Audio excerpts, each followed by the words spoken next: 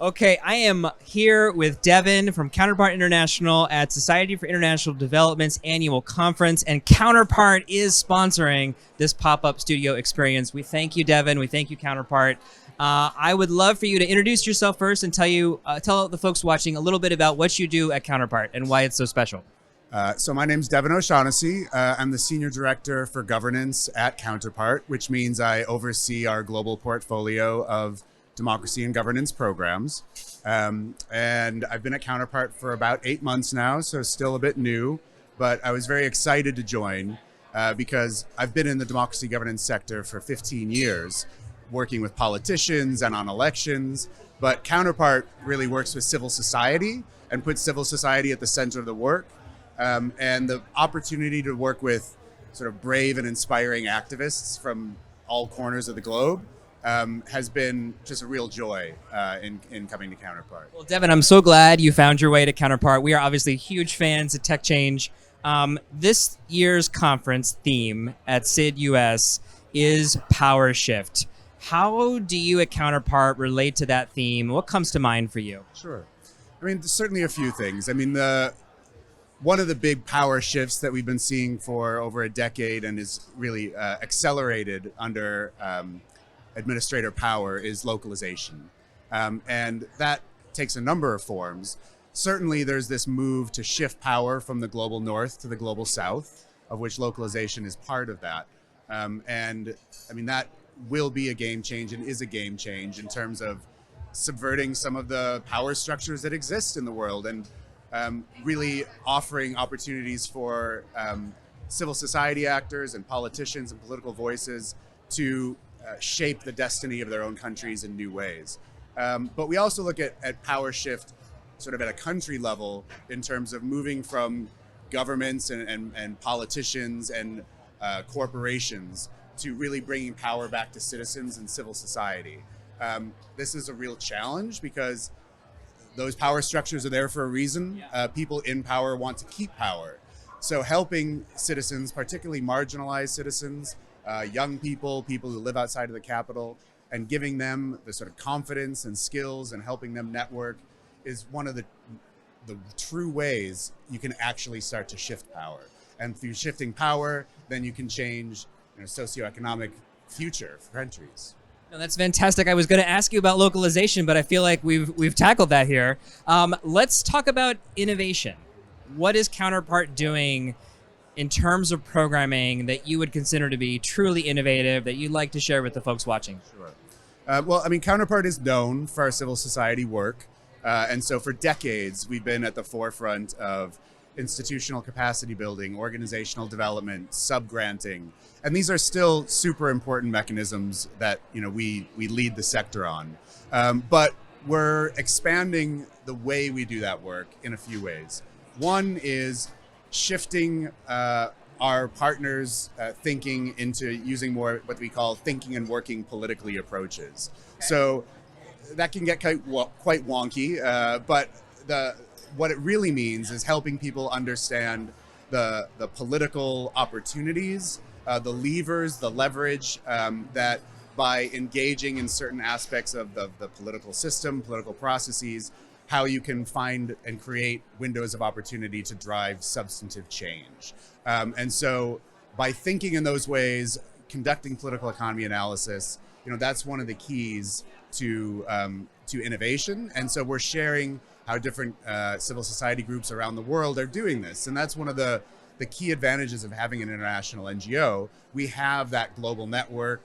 We have the access to a whole range of perspectives and expertise that we can then share with our partners, and then they use it in their own context and transform it. So I think that's really exciting.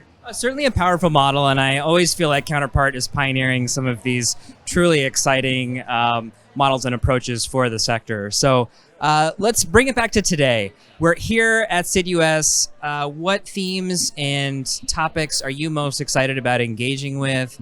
As Devin, as Counterpart, tell us where your head is.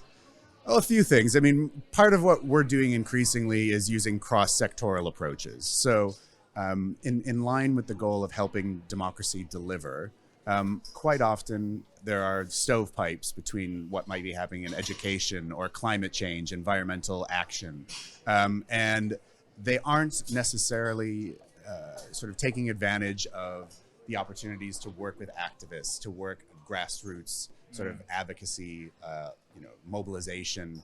They tend to be more technical.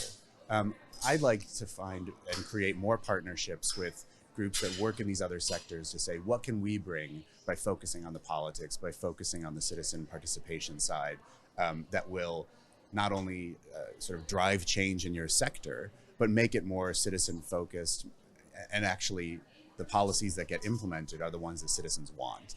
And then when you do that, democracy is stronger because people realize, oh, this system is working for me. I have a voice, and it can sort of be a powerful counterpoint to the sort of dictators that they can just get stuff done and like they'll just do this, that, and the other. So, I mean, growing autocratization is a big problem, and so helping democracy deliver is part of the solution. I love it. I love it. Well, Devin, we're so excited to have you here today, to have you all sponsoring the studio. I do want to ask, if folks want to find out more about Counterpart and some of the great work that you're doing specifically with civil society and on democracy and governance, how do we find you? Well, you can find our website, of course, is a good way to start, but then also reach out, and we are on all the socials, obviously. So just reach out to us, and let's have a conversation. That's the best way. All right. Well, we thank you again, Devin, for your time and for sharing with us this morning. All right.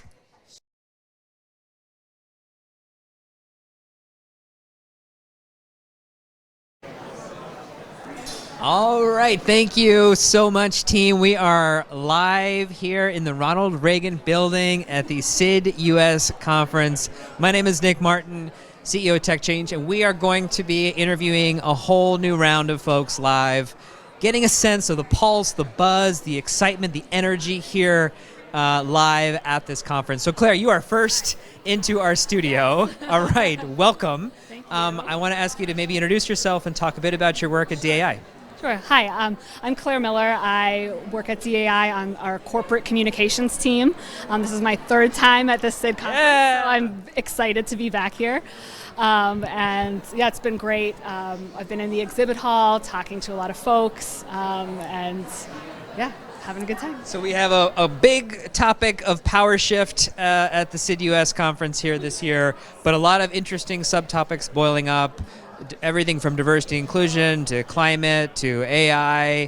What are some of the things that stand out to you, or what are you most excited about? Yeah. I mean, it's been nice having conversations about localization and all these other topics, like you said. I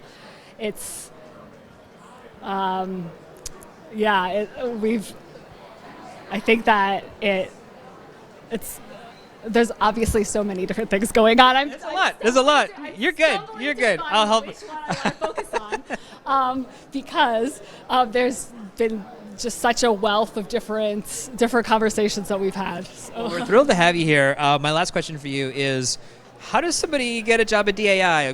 Give us a little bit of the flavor for your journey to land your role. Sure. Well, our website has all of our current openings. We hire both at our corporate office, one of which is based in Bethesda. We also have corporate offices in several countries around the world. And then, of course, we hire for our projects, which are in all different countries. All right. Well, Claire, we thank you for joining us in the pop-up studio. Hope you have a wonderful rest of your conference, and good luck with all the great work you're doing at DAI. All right. Awesome.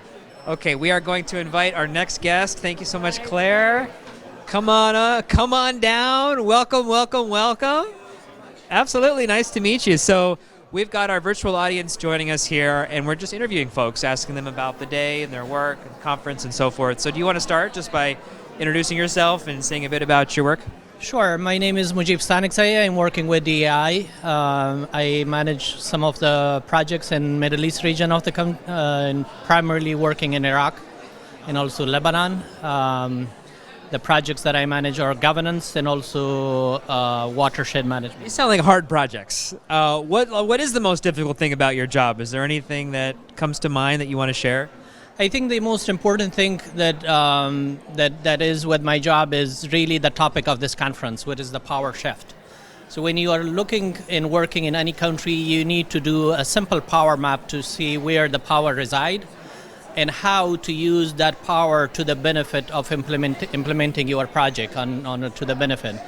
If it is service delivery, if it is watershed management, if it is refugee resettlement, whatever that is. But the important thing is to see where is that power and how that can be shifted towards the need and towards the facilitation of the work that you do. So certainly a lot of conversation around localization, around power shift today. Are there specific sessions that you've attended or that you plan on attending that are particularly relevant? Yeah, I attended the refugee resettlement session, and one thing that I noticed there, that there is still a strong need for community realization, host communities, acceptance and realization, because if there is no acceptance of the host communities to the refugees that they are resettling in, the refugees that are coming, they will never believe being part of that, and then the host communities will not accept them. So in a way, you are shifting them from one prison to another prison.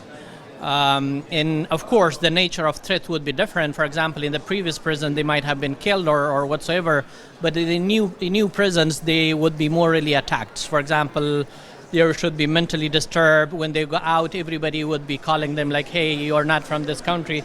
So the important thing is that how to maneuver government policies towards accepting those refugees and how to work with host communities to give them to welcome the refugees that they are coming to their societies, and also to help them integrate.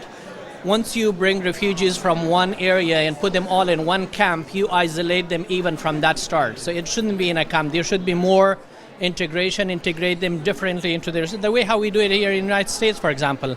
We do not integration centers and a lot of support networks and caseworkers. And you do not have like a kind of a certain areas that all refugees, you must go only to this area. No, they integrate. They go to different communities, they meet like among the neighborhood. They meet, for example, if one is from their own country, 10 or more are US citizens, and they can easily integrate, they can easily talk. So that's how the world should change and try to do the similar thing. Well, listen, we thank you for your time. We thank you for coming by. We hope you enjoy the rest of the event. And thank you for the important and meaningful work that you do on the front lines in Iraq and the Middle East. Really, really incredible and inspiring. Okay, thank you so much. Okay, all right. We are going to invite another colleague. Come on down. Come on down. We are ready for you. Okay, I'm going to have you stand over here. Welcome, welcome, welcome. I'm going to have you introduce yourself and share a bit about your work with the folks watching online. Terrific. Hi, I'm Stefanie Kendall. I am the Technical Director for Education and Emergencies and Primary and Pre-Primary Education at FHI 360. It's a big job. It's a big job. I know. We do a lot of good work. And I'll tell you, let's see, what I'm thinking about here at this conference. Yeah, what's on your mind? What kind of themes or topics are resonating? You know, what's resonating quite a bit is how we do things in the back shop. So there was a speaker at the lunchtime panel, and I'm not sure if your virtual audience They likely did. Great. So there was one comment about 2% inflation or interest increase means sort of an exponential increase in climate change programming. Climate change programming is far more expensive as interest rates increase, which made me think about how organizations like the ones here are thinking about and creating solutions to drive down costs in order to expend more funding when that inflation rate increases. So my question really is how to, my line of inquiry coming out of this is how can we as a group of implementers working on extraordinarily challenging issues really confront the things that create barriers to us doing effective work in the field.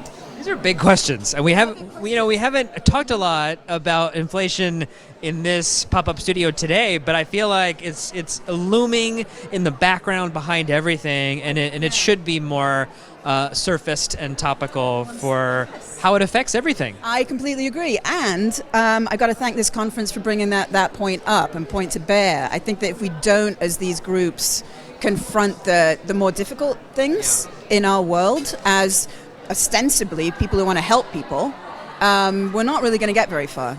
So, at the end of the day, understanding too how to break down cross-sector silos, how can we as sectors really operate effectively in humanitarian contexts. When it comes to, protection as well as economic growth, as well as safety and security on all levels, how do we do that? And I think this is a place to really start pushing those lines of inquiry. The other thing, just for virtual people out here in this hall, you've got probably 40, 50. How many vendors? We did a little booth walk, and we did some interviews, and so hoping to record and post some of those. But yeah, give us a sense of the experience and the vibe. As a person in education, right? I know the players in education, but for me, I'm really intrigued about what else is pushing into this international development space where we can forge relationships that will hopefully crack these more difficult nuts, right? So what does it look like to people, a project with various consultants from all over the map as far as sector experience and ways of thinking, right? Because you want different ways of thinking in order to create creativity. Yeah. So that's sort of what I've been doing out there, is getting to know folks who are not on my regular beat. Yeah, that's exciting. Some cross-pollination with that crowd. Well, I'm so impressed and inspired by the work that you do, and obviously a long-time FHI 360 fan, so great to know that you're doing incredible work and that you're engaging fully in this event today. Thanks so much. So great to meet you, and take good care. All right, thank you, Stefanie. We appreciate you and your time.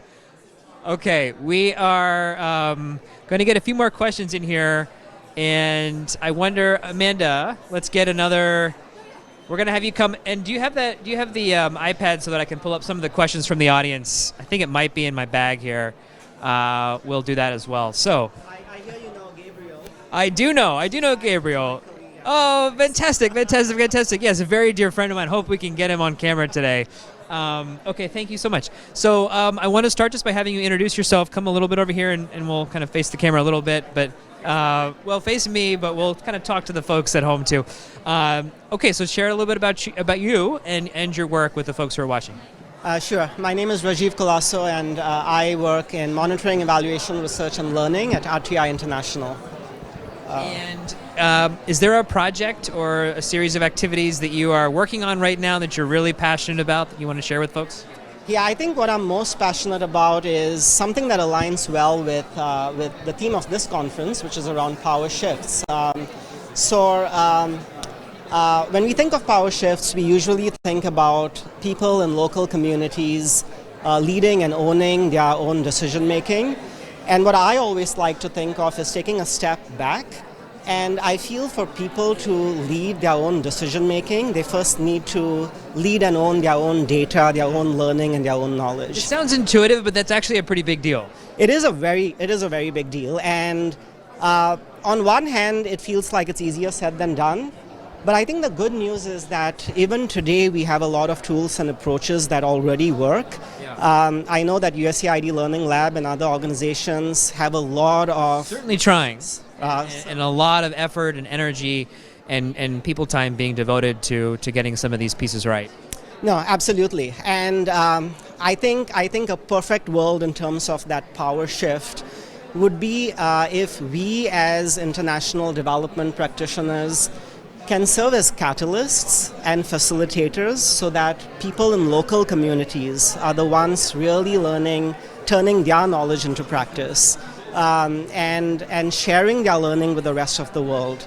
And I think that is what that power shift would be about in the end. I see one of these questions coming in from the audience is like, how do we really be honest about what it's going to take to power shift? And it sounds like, for you at least, this kind of learning and sharing dimension is front and center. Yeah, and I think being honest with ourselves and with our clients and with our governments as to what it takes resources. It takes time. It takes financial resources. But let's remember, it's what can give us sustainable results in the long term. So it's a good investment. Yeah. Well, Rajeev, these are profound and important words to be sharing with us. We thank you for your time. We thank you for the work that you do at RTI. And we hope that folks who are watching can connect with you and the great work you're doing at your organization. Thank you so much. All right. You take care. Enjoy the rest of your event. Okay. All right. Come on down. Okay. All right. Hi there. How are you? How are you. I'm going to have you introduce yourself, and then we're going to ask some really hard-hitting questions around the experience today, what's happening at the conference, topics that are meaningful and rising to the surface for you. But first, introduce yourself.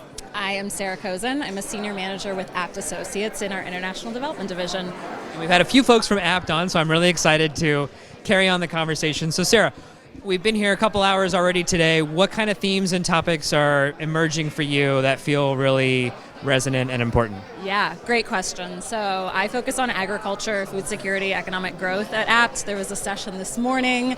We heard a lot about food security, about resilient food systems, about their impact on nutrition. So it's definitely part of the conversation. Yeah. Any big takeaways from that one that you want to share? The effect of climate, we've talked a little bit about that.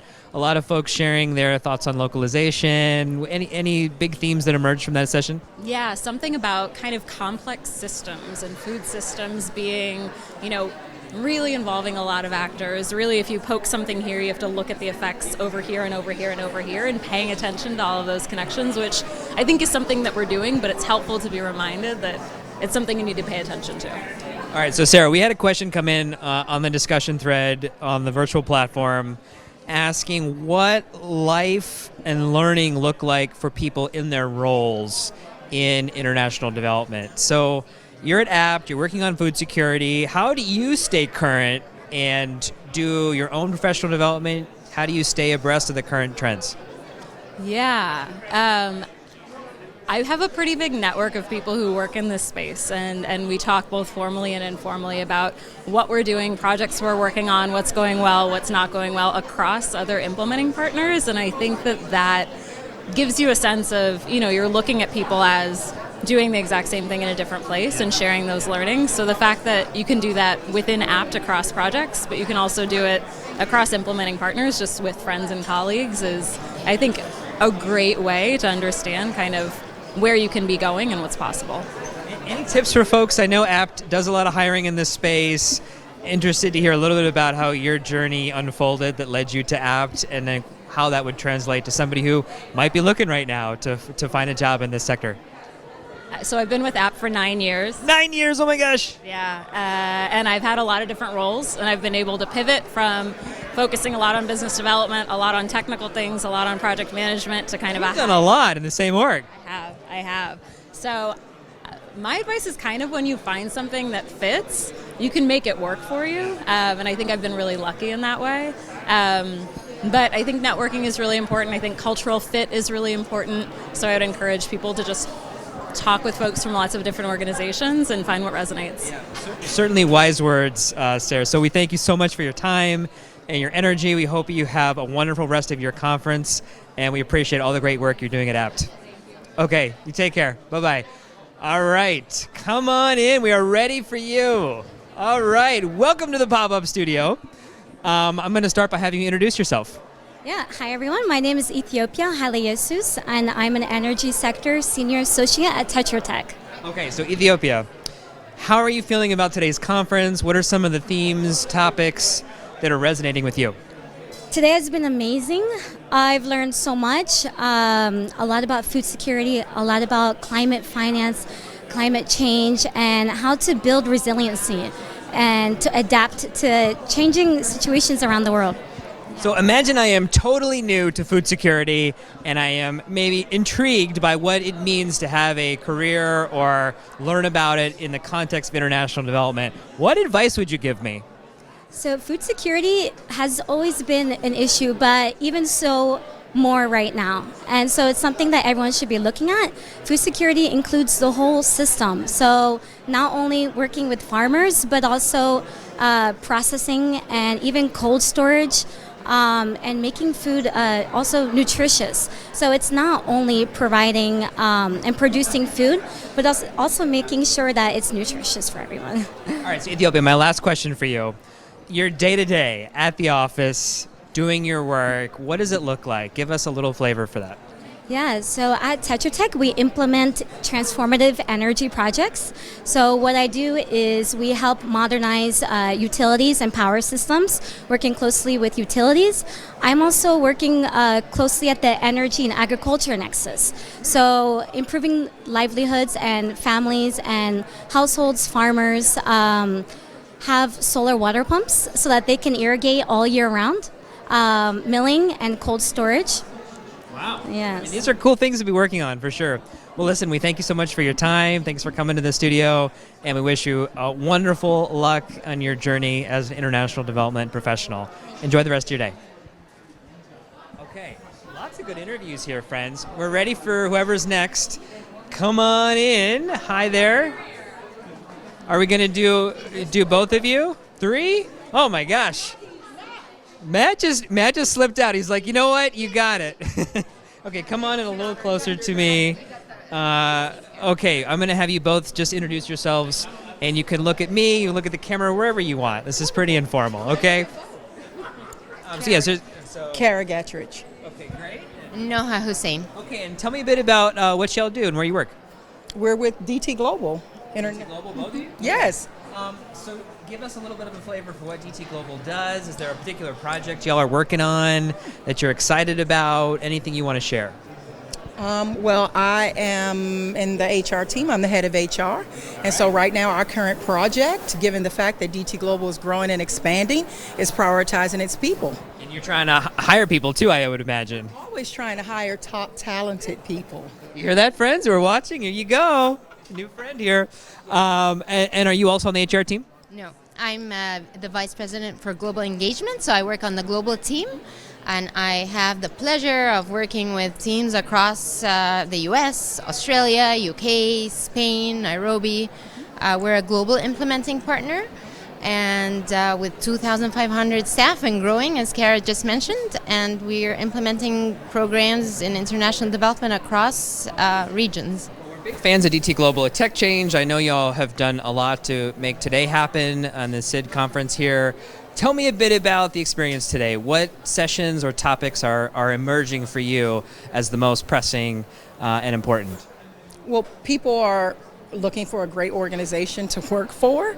And one thing that I've been highlighting about DT Global is that not only are we prioritizing impact externally with our projects, but also internally with our people. We're a listening organization that prioritizes its people. And people have really liked to hear that. Yeah, it's a good, definitely a good sell, and I can say with honesty that you're one of the best at this. So, anything come to mind for you today as you experience the SID conference? Yeah, definitely. Localization is really at the heart of what we do, and we just hosted an awesome panel on our program in Zambia. And so we, together with USAID, working on localization, shifting the power to our local partners, building their capacity, and achieving the impact that we desire. I love it. Well, thank you both so much for the work that you do. If there's somebody watching who wants a job at DT Global, how do they find you? They go to our careers page. Okay, all right. Absolutely. Or they can look me up, Cara Gettridge at DT Global. I am on LinkedIn, and please hit me up. I always respond. There you go. That is a glowing endorsement. Well, we thank you both so much for coming by and for the important work you do in the world. Thank you. All right, you take care. Okay. All right, I think we are ready for our next guest. We're just running through them. Okay, Jeffrey, welcome. Hi, how are you? Welcome. Okay, so I'm going to have you introduce yourself to the folks watching virtually and then share a little bit about what you do. Sure. Hi, I'm Jeff Singer. I'm Senior Vice President of International Development at Nathan, a Cadmus company, and I oversee all of our international work at this point. That's a big job. Seems to be bigger every day. So here we are at the SID conference with 1,000 of our closest colleagues and friends. What topics and themes are sticking out for you? Yeah, no, it's been really interesting. I mean, for us, now that Nathan is part of Cadmus and really the focus on climate change, adaptation, resilience is really the thing that I'm most excited about in terms of my new role as part of Cadmus, and really learning about some of the more innovative approaches that people are taking to deal with those challenges. Is there a specific project or activity that you would be willing to share with us on climate that could excite the folks watching at home? Yeah, I think that's a good question. I mean, in the Caribbean, Cadmus is working on resilience issues there. And actually, we're also very involved with USAID on ensuring that all programs are building climate issues into it. So not just climate projects, but economic growth, health, education. And I think that's a really important thing. As we heard today, it's something that has to be really mainstreamed into all activities. All right, so there was a question online about what the day-to-day looks like for an international development professional. What does the day-to-day look like for a vice president at a major implementing organization? You know, every day is different. When you wake up, you never know what you're going to find in your email inbox. Look, it's a combination of being supportive of our folks, particularly in the field. As we all know, we work in some really challenging environments, and I think it's important to be there for them. That's where the work is, right? And with our partners and with our staff there. So that's first and foremost on top of mind. And then really, it's also really staying engaged with what's important to our key stakeholders and our clients on a day-to-day basis, and making sure that we're delivering for them, and that we're really thinking about those issues each and every day that we're working. Well, Jeffrey, we can't thank you enough for the work that you do in the sector at Nathan, and really looking forward to having you continue this conversation and enjoy the rest of your day at this conference and so forth. All right? Great. Thank you so much. All right. You take care. Okay, I think we have, okay, wonderful. I'm going to switch hands here. Hello, hello, hello. Good, good, good. Welcome. Thanks. So I'm going to start just by having you introduce yourself. Sure. My name's Earl Gast. I'm the president of URC. All right, fantastic. So for folks who are watching who may not be as familiar with URC, do you want to share just a few highlights of the cool stuff that you're doing? We're doing a lot of cool stuff, and we work very closely with USAID. We're a USAID implementing partner, but we also partner with DOD, the World Bank, and other development organizations. But we specialize in global health. And that includes everything from health system strengthening to global health security to tuberculosis and malaria elimination. So some very exciting things. We've had the chance over the years to work with URC at Tech Change, and can honestly say what a great partner and what an incredible leader you all are as a USAID implementer. Well, great. Well, thanks for that. So I want to ask, we're here today at SID-US. You've come to a lot of these, I take it. You've been in the sector a long time. What feels different today? What kind of themes are emerging and rising to the surface for you? Yeah, those are different themes from years past, but very consistent with the push of the administration, and also what OEC DAC is pushing for, and that's localization and also shifting the power balance to people whom we want to benefit. So one of the questions we got asked online was, what does the day-to-day look like for a professional in international development? What does it look like for you as the president of a large implementing organization? Yeah, so to be honest with you, my focus is on growing the business. So I love implementation. I was a USAID Foreign Service Officer for 24 years. But right now it is growing the business and understanding how to work in a new paradigm, in a new model, where we're putting local organizations up top and supporting them. So that puts a lot of strain on us and also generates a lot of creative thinking. And can I ask, because I think people would be interested in this, 24 years is a long time to be a foreign service officer. Was there a country or a post that really stuck out to you that made a huge impact on your journey? I would say a couple. One would be the Philippines, and that's because it was my first foreign service posting. Wow. A second one would be Ukraine, and I served there for 7 years. You did? I did. My last assignment there was from 2005-2008, and I served there as the USA Mission Director. Incredible. Yes, and I'm heading back to Ukraine next month. And URC is actively working on some health projects, or? We are, and in fact, we're having an event tomorrow at CSIS, which also includes Ambassador Markarova, and it's on mental health in Ukraine. Such an important topic. Absolutely, and so we've been asked by USAID through a global health mechanism to go in and help establish the evidence base for community-based health models. I mean, that's incredible, and it's such an important work, and especially it must be very meaningful for you having worked and lived there for so long. And it will be an emotional time for me as well. Wow. Well, I thank you for sharing that story with us, and just excited to continue to support the great work that y'all do. Great. Well, thank you for hosting me. Absolutely. All right, you take care. All right, I think we are ready for maybe another guest here. Come on down. Come on, it looks like it's you. I'm gonna put my iPad down, shake your hand. How are you? Thank you. Wonderful. Yourself? Doing well. So wanted to have you just introduce yourself to the camera here and the folks watching live, and share a little bit about some of your impressions of the day. Impressions of the day. Hi, I'm David Barth. I'm the head of international programs for Save the Children, which is one of the world's largest federated set of institutions fighting for kids' rights all around the globe. And today's been a great day. It's been a great day because it was it was centered on the right idea of really we have to we have to have a radical rethink of our industry, and this was in many ways an industry event. And the question is, are we serious?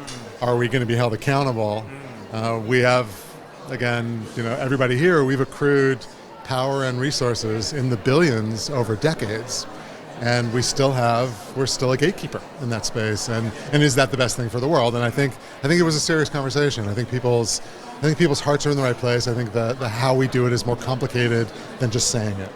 It certainly is, but I will say, having come to this for many years like you, it does seem like there's a new kind of conversation happening. Yeah, and I think intentions are good, and I think people are serious.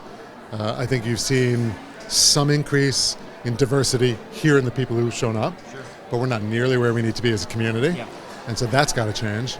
And then helping our donors, public, private, philanthropic, to maybe forget some of the myths that moving money directly to local organizations is not only a shift in power, it is not dangerous, it is not risky. Now, fair to say, it's not just, again, USAID wishing it to be true when you've got, our industry is going to have to lobby to Congress and say, one of the reasons why this is hard is compliance, is, our expectations for the way resources flow, particularly out of public donors. There's a lot of room to grow, but there's a lot of hearts in the right place. Well, I think that's good to hear you say, and it's good. I've heard a lot of that, a lot of a real genuine desire to have these conversations around localization from a number of folks today. Talk to us a little bit about the things you're most excited about at SAVE. You all are one of the biggest, most well-respected operators in this sector.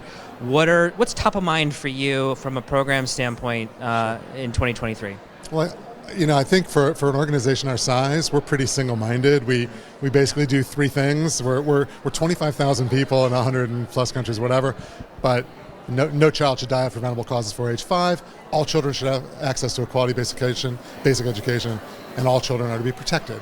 Now, each one of those is complex in its implementation, but we think that this year, the intersection of new technologies, access to new resources, and our focus on moving a much larger portion of the resources that we come into directly to local organizations has been productive already. In 22, we moved $186 million through local organizations, 10% of our humanitarian work, which just kind of puts us at the top of of those of us who sign on to the grand bargain. But again, it's not enough. It's not good enough. You still got to push. It's not dramatic enough. But we're starting to really develop the proof, the case that this works. It's effective. It's powerful. So that's exciting. I try and balance my excitement with the anxiety. I like how hard you are on yourself and your organization. Well, it does seem like we got to do better. It's a world beset by conflict, and I don't see that improving. It's a world where, yes, we're having a great conversation too, but my mind is on Myanmar and Bangladesh today, and so we cannot relent in changing the conversation, because even if everyone who showed up today did the world's best work with all the resources they could access, that's still not enough. Countries themselves have to reallocate their budgets, domestic resources have to be generated, and there needs to be a radical rethinking about the social contract. And so we need to it's a lot of power shifting. Well, it is both. We need to be world class at the programs we do, but advocacy has to be effective to transform the way we think about how to solve these problems. SID does a great job at setting that up, so we're really grateful. Well, we can't thank you enough for coming here, for representing Save the Children, having these hard conversations, and we wish you the best of luck in your really, truly important and meaningful work. Well, we appreciate it. All right, you take care. Thanks so much. All right, that was an incredibly deep and thoughtful conversation. Let's continue the thread here. Nicole, how are you? Fine, thanks. How are you doing? Tell us who you are and where you work. My name's Nicole Choa, and I work for ACDI VOCA. Okay, all right, great organization. Yeah. And what are you up to for them? I'm the vice president of the Resilience and Growth Division, so doing project management and business development. And ACDI VOCA, as I understand it, usually works on like food security, issues of agriculture. Are you expanding beyond that? When you think of growth, where is your work taking you and the organization? Well, we've actually recently won some really interesting projects in Colombia. We have the Youth Resilience Activity. That's interesting. Yeah, a large project working with youth. And we also have the Indigenous People and Afro-Colombian Empowerment Activity, which is also a flagship project for USAID in Colombia. Wow, okay. And that's already underway, happening as we speak? Yeah, it's been underway. I think YRA is in about midway, and the IPACE project, the Indigenous Peoples Project, is about a year and a half in. It's amazing. Yeah.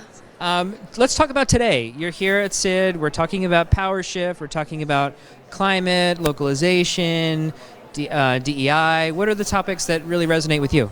Well, I think, we've been really talking about all of these, and we were seeing it very much on our projects. For the longest time, we have been having a local focus on our projects. Specifically, a lot of what they've been discussing today resonates about getting and going in as we build and design these projects, doing it with the communities that are going to be benefiting for them. And so I think that's a large approach for ACDI VOCA that we've been doing for quite some time, and helped see the implementation be even better because of that. I love it. My last question for you, what's one thing you want the audience watching to know about ACDI VOCA? What's one thing that you want them to take away about your org? Well, actually, we're celebrating our 60 years. 60 years! Wow! We have a lot of different things that are coming up in our social media, opportunities to be able to engage with the organization. We have a volunteer challenge, as we've got our roots in volunteerism around the world. Cool is that? Yeah, so it's just an awesome time to be with the organization right now, and we've been implementing some great projects that we've just started this year, and I'm really excited about them. Well, Nicole, we can't thank you enough for the work that you do day in and day out on these important topics, and we hope you have a great rest of your conference. Yeah, thanks All right, hope you enjoy. And wow, what a series of really interesting conversations from so many folks. Do we have another person ready to go? Anybody else want to join us before we... Just wait 1 sec, friends. I'm getting some instructions from the say one more time.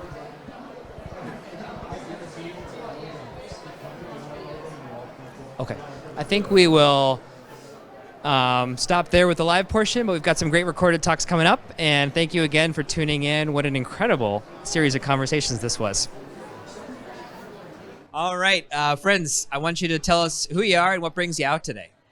My name is Dickson Otieno, and I come from Virginia Tech in Blacksburg, the US, and we're just pleased here today to make the connections, to meet some friends, and just to talk about the global work that we do, and just to network. All right, Thomas, over to you. Yes, I'm Thomas Archibald. I'm the Executive Director of the Center for International Research, Education, and Development at Virginia Tech, working closely together with Dickson and other colleagues here today. And we're just really excited to be a sponsor of the conference and to see old colleagues and make new partnerships as we expand our global impact as an engaged higher education institution. We've got hundreds of people watching online. Is there a project or an activity that you all are particularly proud of at Virginia Tech that you want to share with folks? What rises to the surface for you? We've got maybe two quick ones to talk about briefly. I'll just highlight Virginia Tech for over 20 years has been housing the Integrated Pest Management Innovation Lab, which has... Integrated Pest Management Innovation Lab. I'm trying to wrap my mind around that. Okay. Yes. So essentially supporting a network of research and applied development projects addressing pests that affect various crops around the world. Amazing. Which then has strong implications for global agricultural productivity, which is also an initiative that my friend Dickson's involved with. All right, Dickson, he set you up. So tell us about your initiative.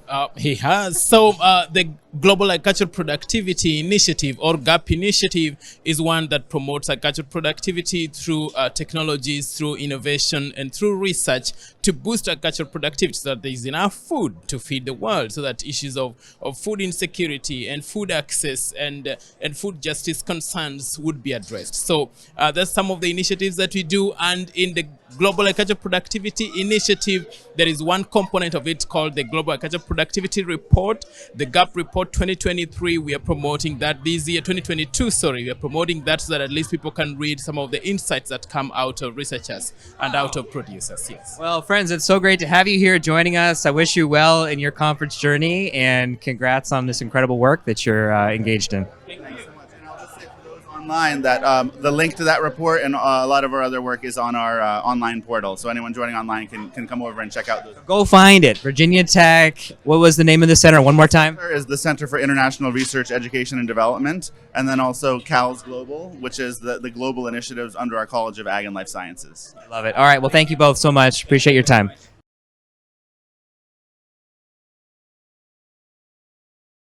Hey everybody, I'm Chris. We're here at the SID-US conference, annual conference today, and we're just talking to folks about what they're excited about. So could you give us your name and what are you excited to hear about today, Sid? So my name is Gina Volynsky, and I've been a SID member for over 20 years now. And what I'm excited about is actually to learn more about what we're doing as far as environmental justice. And how are we going to make sure that the work that we do in environmental justice, particularly with private sector companies, doesn't actually give them license to create more problems environmentally.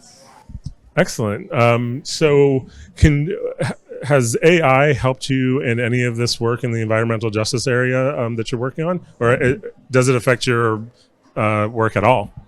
What do you mean by AI?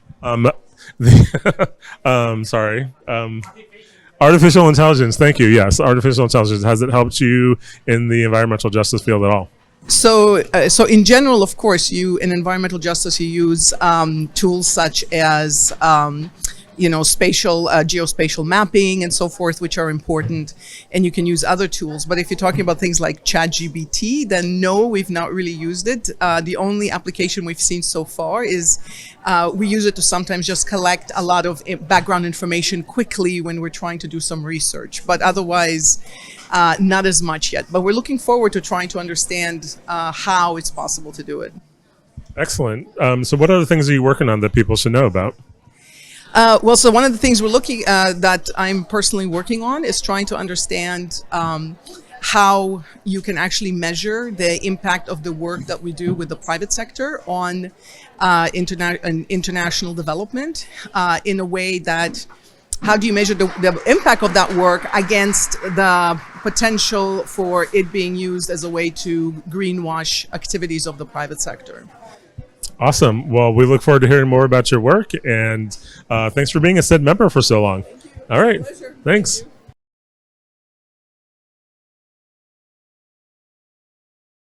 All right. Tell us a bit about your work and who you are. My name is Dr. Kenya Duggar. I'm the Senior Director of Diversity for Chemonics International. I'm excited to be here be here at SID, see how we do in diversity on a global scale. That's fantastic. So are there specific sessions or topics? I know DEI and diversity inclusion is a big one for you. Happening today that you want to weigh in on? Yeah, there's the DEI session that happened around 3 o'clock that I'm really interested in seeing how we try to globalize DEI at the same time, empowering people back within the communities that we work in to feel like they feel connected to what they're doing. One of the things we do here at Chemonics is our global strategy about bringing access, belonging, connection, our people and our workforce together within DEI. So I'm excited to see how other implementers are doing it across the board, connecting with other implementers, and see how we can try to make everybody across the world feel equitable and equality as we do DEI. And folks that are watching may not, Chemonics is such a huge organization, international development, but we have got some folks watching who don't know Chemonics. Do you want to give the quick kind of what y'all do? Chemonics is the #1 international development forum in the world. We're the best organization. So we're in 62 countries. We do everything from democratic government, water purification, health human services, everything across the board. We are just a great group of people that's trying to do good for the world. How did you get into this work? How did you find Chemonics? Oh, wow. So I come from the government sector, and Chemonics was always a name that you heard within the government sector. When I was abroad in other countries, I ran across other people that worked for Chemonics. And so when I transitioned from the government, Chemonics was a no-brainer. It was automatically, it fit with me and fit with the way that I approach and my values align with Chemonics. So it was a natural fit. That's great. All right. Well, we thank you for your time so much and enjoy the conference. Thank you. Okay. All right. Are you both going to do it? Yes. Okay. Come on. Okay. So. He has a great Okay. So I'm going to have you turn a little bit because here's our camera, and we're going to first just have you both introduce yourselves and share where you work. Aleta Williams, and I work with GOPA Group US. And I'm Martin Güldner, and from the headquarter GOPA Group US and GOPA in Germany. Probably I'm really one of the longest way to this conference. All the way from Germany. We did have somebody from Kathmandu in this, so but you get some credit. That is a long distance for sure. Who wants to take a stab at telling us what GOPA is all about as an organization? I can do that. GOPA Group is the biggest and the strongest consulting group in Europe, and we are based in Frankfurt and in Brussels. And now we started also to focus on the US market. So we do work for MCC, and then Aleta will lead our operations here in Washington. You want to share more about that? Sure, I'm 2 weeks into the job, so I have a lot of hard questions for you to trip you up after 2 weeks. Exactly. I'm really excited to be joining this. I mean, they're deep roots. They're we, not they. We are the number one contractor in the German market, the European market. It's a group of companies working in everything from energy to environment, climate, infrastructure, education, and health. So it's a broad array of technical sectors. And so I'm really excited to be bringing that expertise into the U.S. market. I've spent a number of years working with USAID as a senior education advisor. I love it. Yeah, with the Africa Bureau, and then worked for a number of the largest. Did you work in this building here? I did. This is it's like a reunion. It's like, I don't know if that's a good thing or a bad thing. It was like deja vu, and then I started seeing some of the same people. And all the high schoolers who come eat lunch here. Exactly. So really happy to be here. Happy to be back at SID, and just delighted to sort of reconnect with old friends. Yeah.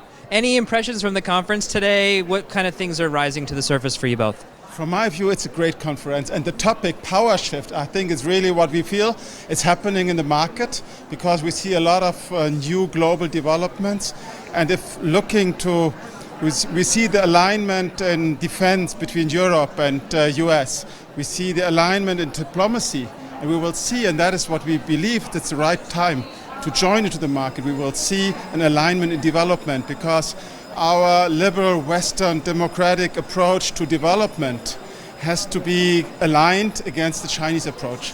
And it's very obvious when you travel through Africa. So I think it's power shift is really a good topic. Yeah, that's great that you bring that up. So I hear a bell ringing, so I'm going to go quick. But any impressions for you being back in this conference with this crowd, but in your new role?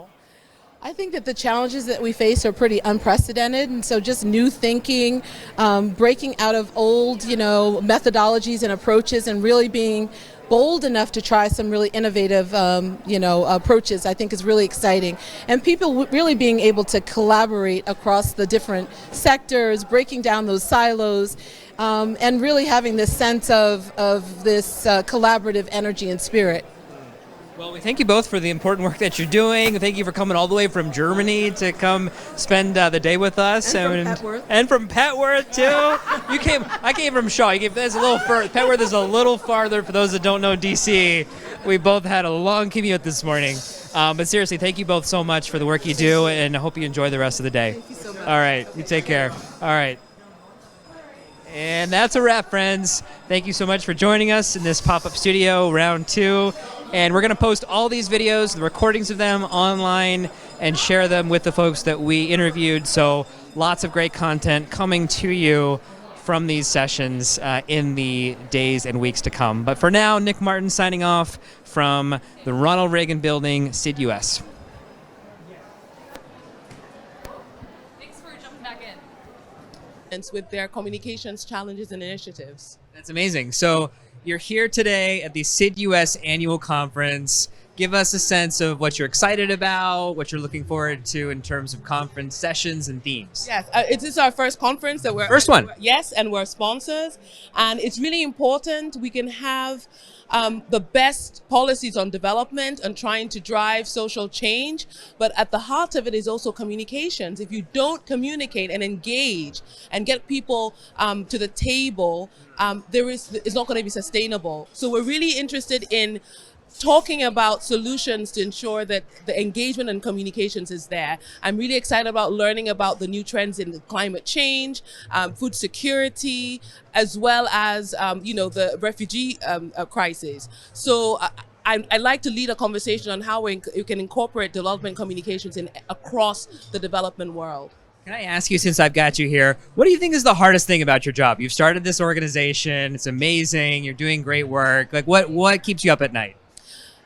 Ensuring that there is the localization component in everything we do. So it's one thing to work with development partners to trying to support governments and drive a lot of these well-intended policies and programs and initiatives, but it's also important that it's community-led, that it is really based at the grassroots for it to be fit for purpose, but also for it to be sustainable and for the local communities and the countries to own it. That's what keeps me up at night. How do we go about doing that? Where you're working with so many different stakeholders, everyone has a different objective, but then trying to work with everyone towards the same goal. Beautifully said. Thank you so much for sharing your time and your message with us this morning. We wish you a wonderful conference. Thank you for having me. All right, take care.